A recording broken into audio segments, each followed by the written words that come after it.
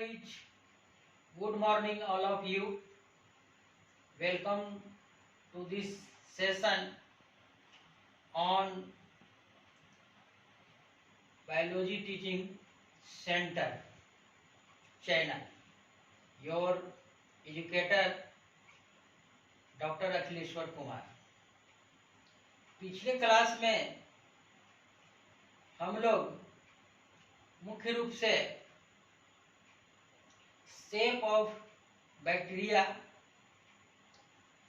And their flagellation के बारे में डिटेल से चर्चा किए। इसके बाद आज के सेशन में हम लोग मुख्य रूप से स्ट्रक्चर ऑफ बैक्टीरियल सेल या और बैक्टीरियल सेल स्ट्रक्चर के बारे में डिटेल से अध्ययन करेंगे। बोर्ड पर जो फिगर डायग्राम अंकित है उसे आप लोग सभी फेयर बुक या और रफ बुक में नोट कर लें और मुख्य रूप से जो भी मेन पॉइंट्स हैं वो आप लोग लिखते चलेंगे, जिससे समझने में आसानी होगी। पाठ शुरू करने के पहले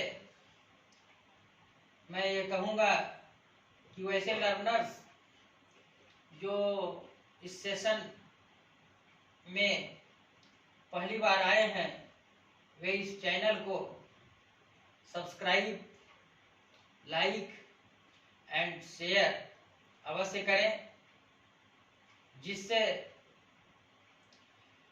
मेरा प्रोत्साहन बढ़ता रहे और इस तरह से मैं नए सेशन लाता रहूं।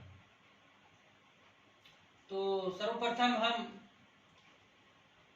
मैं समझ रहा हूं कि आप लोग बैक्टीरियल सेल स्ट्रक्चर का जो फिगर है, डायग्राम है, वो आप लोग बना लिए होंगे और इसके बारे में हम डिटेल से अध्ययन करेंगे।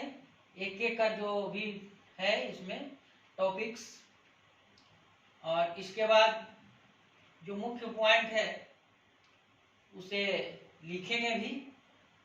तो सर्वप्रथम हम डायग्राम के बारे में बता रहे हैं।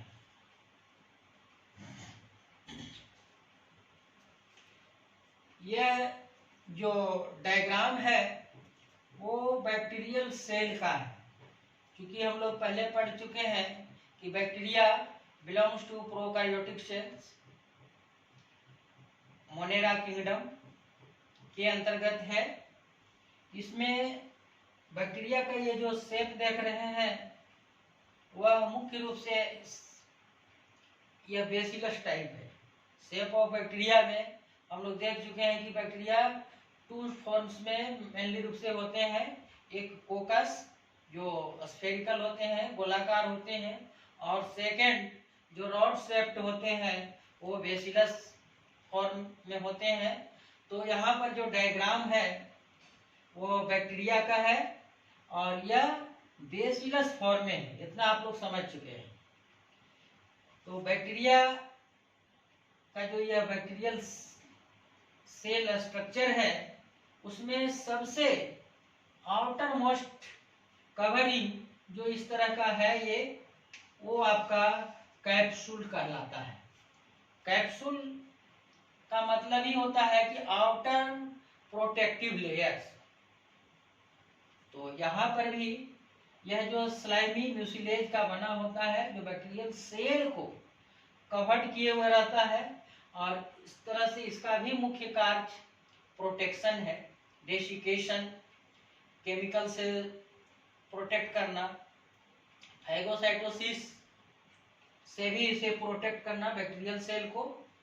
तो आउटर मोस्ट कवरिंग जो कैप्सूल कहला रहा है, जो यहाँ पर लिखा हुआ है कैप्सूल सबसे बाहरी, तो इसका मुख्य फंक्शंस, मेन फंक्शंस आपका protection of the bacterial cell. Second जो बैक्टीरियल सेल स्ट्रक्चर में है आपका सेल वॉल। सेल वॉल ऐसे मुख्य रूप से बैक्टीरिया का सबसे आउटर लेयर नहीं होता है, लेकिन ये कवरिंग होता भी है और कभी नहीं भी होता है। लेकिन तो यह बैक्टीरियल सेल आपका सेल वॉल जो है आउटर मोस्ट लेयर होता है, जो जनरली आपका किसी किसी बैक्टीरिया में सिंगल लेयर और डबल लेयर भी होते हैं। यहाँ पर हमने जो डायग्राम बनाया है उसमें आपका डबल लेयर दिखाया गया है।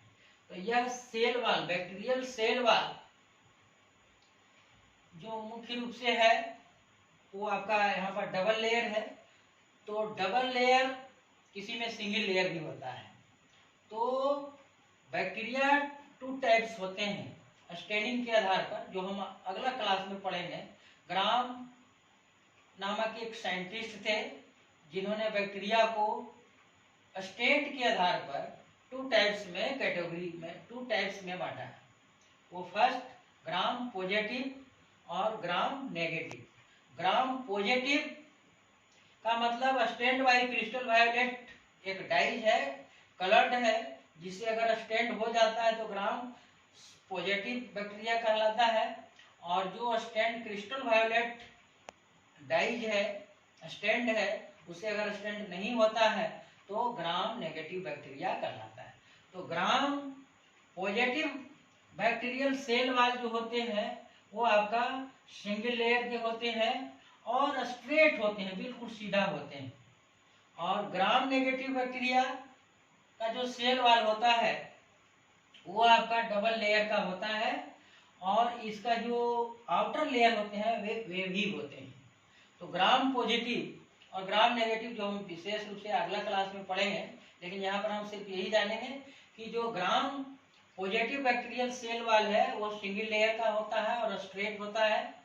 ग्राम नेगेटिव बैक्टीरिया का जो सेल वॉल होता है वो डबल लेयर का होता है और वह आउटर में जो है वेव लाइक स्ट्रक्चर में होते हैं। और ये जानना है कि बैक्टीरियल सेल वॉल जो होता है वह पेप्टाइडोग्लाइकन की बनी होती है। पिछले क्लास में हम पेप्टाइडोग्लाइकन के बारे में बता चुके हैं कि ये क्या है। उसको पिछले क्लास में या वीडियो में आप देख लेंगे। यहाँ पर हम सिर्फ यही कहेंगे कि बैक्टीरियल जो सेल वॉल है वह पेप्टाइडोग्लाइकन की बनी होती है और यह पेप्टाइडोग्लाइकन मुख्य रूप से जो ग्राम पॉजिटिव बैक्टीरिया होता है उसमें एब्सेंट होता है, लेकिन ग्राम नेगेटिव बैक्टीरिया में आपका पेप्टाइडोग्लाइकन इनर लेयर जो डबल लेयर है वो इनर लेयर जो पेप्टाइडोग्लाइकन की होती है और आउटर जो या फर्स्ट जो लेयर है वह आपका लाइपोपॉलीसैकेराइड्स की बनी होती है। कहने का मतलब है कि जो ग्राम पॉजिटिव बैक्टीरिया होता है उसका सेल वॉल में पेप्टाइडोग्लाइकन नहीं होती है, एब्सेंट होता है। और ग्राम नेगेटिव बैक्टीरिया जो डबल लेयर की बनी होती है सेल वॉल, उसमें आउटर जो सेल वॉल होते हैं वह लाइपोपॉलीसैकेराइड्स की बनी होती है और second layer just beneath the outer cell wall layer made by peptidoglycan. Peptidoglycan के बारे में और भी बता चुके हैं कि यह दो तरह के मॉलिक्यूल से बना होता है। वो आपका नामा और नागा। तो इस तरह से इस दोनों जो मॉलिक्यूल्स हैं वो एक दूसरे से जुड़े होते हैं और लेटरल साइड में पॉली या पेंटा पेप्टाइड चेन से जुड़े होते हैं। हम इसको इस तरह से भी दिखा सकते हैं, थोड़ा सा फिगर। अगर इस तरह से मॉलिक्यूल्स है एक, तो दूसरा नामा और नागा इस तरह से जुड़े होते हैं अल्टरनेटली। अगर एक आपका नामा तो दूसरा है आपका नागा।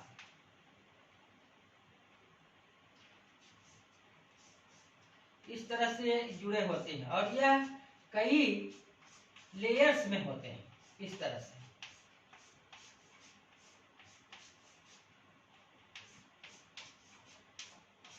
पेप्टाइडोग्लाइकन और साइड जो ये जो चेन हुआ साइड वो आपका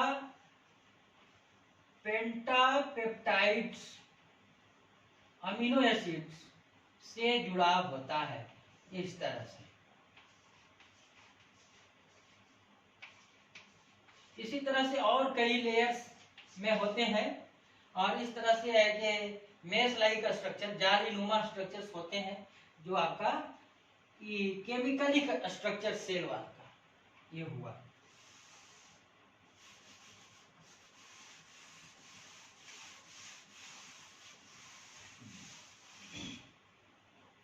इसके बाद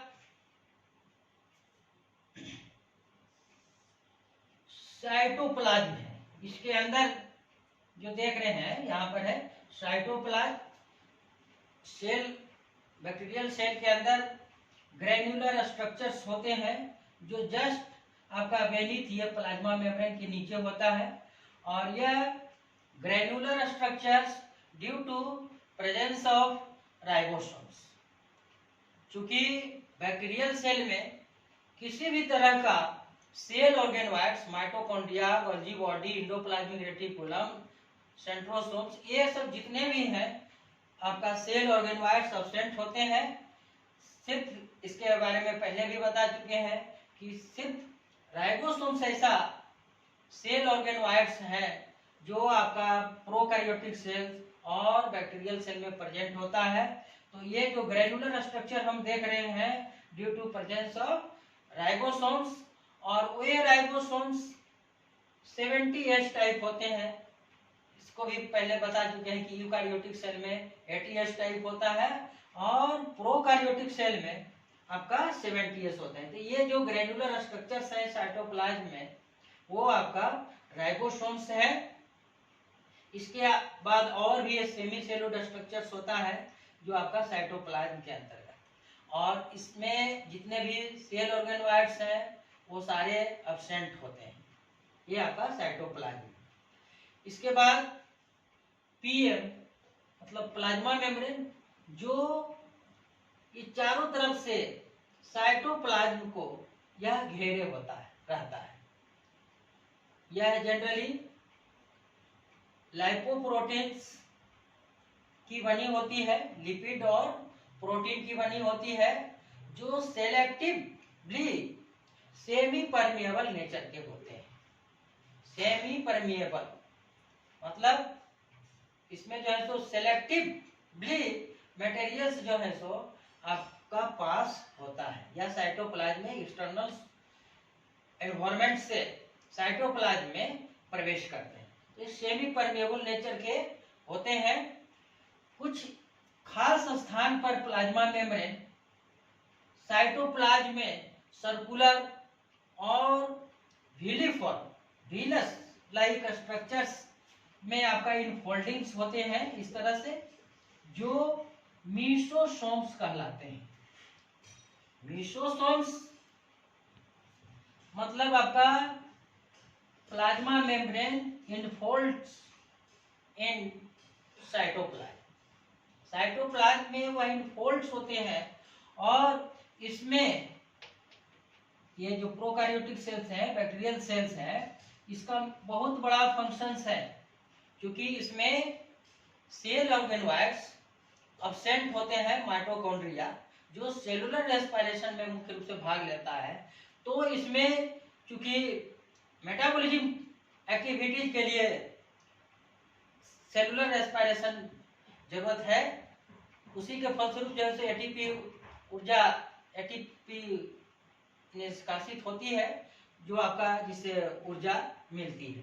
तो इसमें मुख्य रूप से माइटोकॉन्ड्रिया के एब्सेंट होने के फलस्वरूप मेसोसोम्स में ही रेस्पिरेटरी पेगमेंट्स प्रेजेंट होते हैं जो सेलुलर रेस्पिरेशन में भाग लेता है। मतलब यह जो है एज ए यूकारियोटिक सेल में जो माइटोकॉन्ड्रिया का फंक्शन है वह प्रोकैरियोटिक सेल में मेसोसोम कार्य कर रहा है। तो ये आपका पीएम प्लाज्मा मेम्ब्रेन के बारे में ये हुआ। इसके बाद यहाँ पर देख रहे हैं कि न्यूक्लियोइड, यहाँ पर जो यूकैरियोटिक सेल होते हैं उसमें न्यूक्लियस, यहाँ पर हम न्यूक्लियोइड बोल रहे हैं। न्यूक्लियोइड का मतलब यहाँ पर जो जेनेटिक मटेरियल होते हैं बैक्टीरियल सेल में, प्रोकैरियोटिक सेल में, वो नॉट ऑर्गेनाइज्ड इन न्यूक्लियस।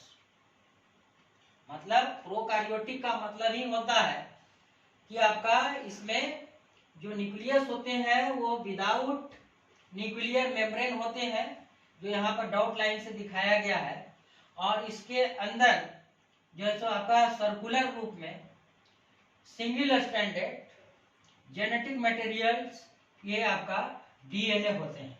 इसमें जेनेटिक मटेरियल्स के रूप में डीएनए होते हैं जो सर्कुलर सिंगल स्ट्रैंडेड होते हैं, जो आपको न्यूक्लियोइड कहलाता है।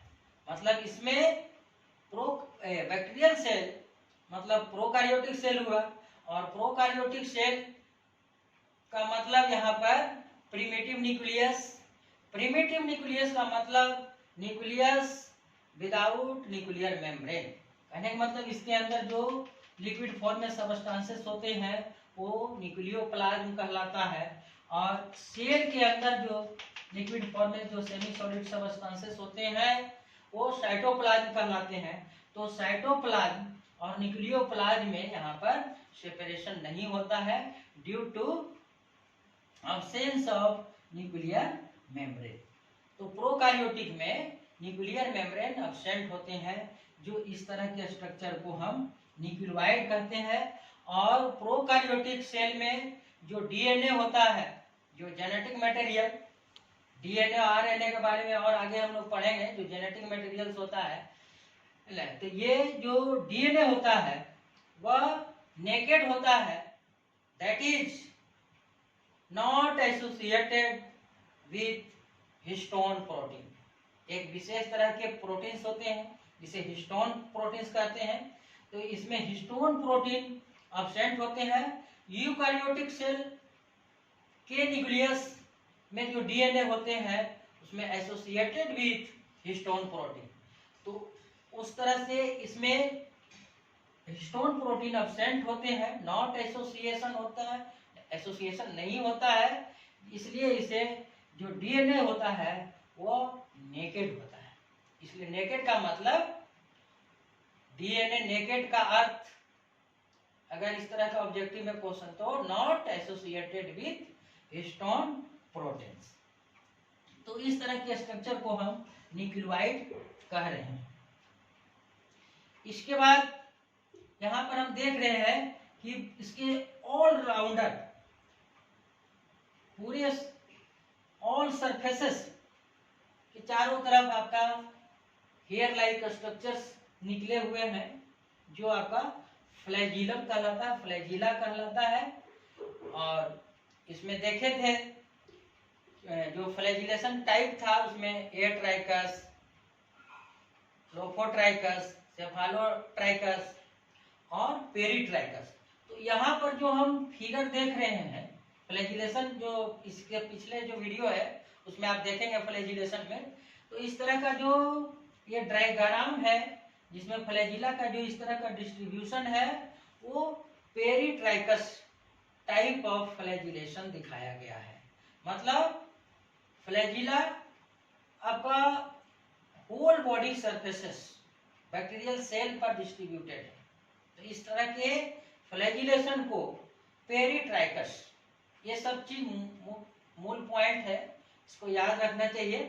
तो पेरीट्राइकस टाइप ऑफ फ्लैजिलेशन है, और यह फ्लैजिलम जो देख रहे हैं ये आपका मुख्य रूप से यह प्लाज्मा मेम्ब्रेन से जुड़ा होता है।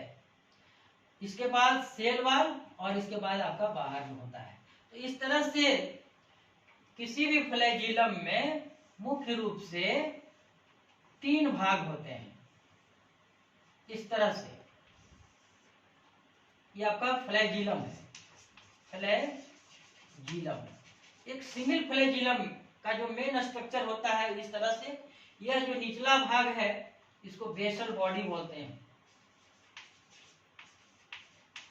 Basal body. इसके ऊपर वाला यहाँ तक जो भाग है थोड़ा सा मोटा ठीक, वो आपका हुक कहलाता है। और ये नीचे ऊपर जो सबसे आपका टर्मिनल पोर्शंस है ना, ये आपका फिलामेंट्स, फिलामेंट कहलाता है। फिलामेंट सबसे टर्मिनल पोर्शन, इसके बाद जो है तो हुक, और नीचे जो है तो आपका बेसल बॉडी। ये तीनों फिलामेंट, हुक और बेसल बॉडी आपका फ्लैजिलम के ये तीन भाग हैं। तो इसमें फिगर में जो है समझना है कि जो बेसल बॉडी होते हैं वो आपका, उसका अटैचमेंट जो होता है वो आपका प्लाज्मा मेम्ब्रेन से होता है यह भाग, और यह जो हुक वाला भाग है वो आपका सेल वॉल से अटैच होता है, और फिलामेंट जो होता है वो बिल्कुल ये बैक्टीरियल सेल सरफेस से बिल्कुल फ्री होता है। तो इस तरह से यहाँ पर डायग्राम में दिखाया गया इस तरह से, और इस तरह से जो शब्द है वो आपका फ्लैजिलम है।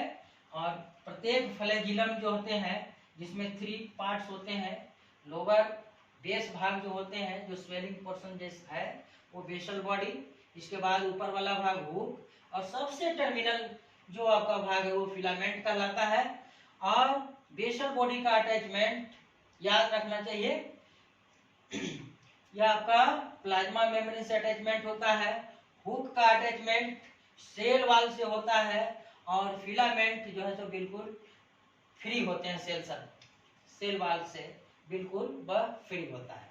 तो इस तरह से आपका पूरी होल बॉडी में जो पेरिट्रैकस टाइप ऑफ फ्लैजिलेशन होते हैं, या वह मोनोट्रैकस हो या जो भी ट्रैकस फ्लैजिलेशन होता है, उसमें आपका फ्लैजिला सिंगल हो, डबल हो या मेनी हो, ग्रुप्स में हो, सब में जो है इसका स्ट्रक्चर में ये 3 भाग होते हैं। और बेसिलस टाइप में ही सिर्फ फ्लैजिला होता है। तो हम पिछले क्लास में बता चुके हैं कि कोकस टाइप जो शेप ऑफ बैक्टीरिया है उसमें फ्लैजिलेशन नहीं होता है, फ्लैजिला एब्सेंट होता है। सिर्फ जो बेसिलस रॉड शेप्ड बैक्टीरिया होता है उसमें आपका फ्लैजिला प्रेजेंट होता है। और यह फ्लैजिला जो है बैक्टीरियल सेल को लोकोमोशन में, एक स्थान से दूसरे स्थान के मूवमेंट में जो है आपका मदद करता है। तो ये आपका हुआ कुछ ऐसे बैक्टीरिया। अगला जो स्ट्रक्चर है इसमें हम एक देख रहे हैं इस तरह से स्ट्रक्चर, वो आपका पीली कहलाता है, और इसे फिम्ब्री, पीली और फिम्ब्री, FIMBRAE,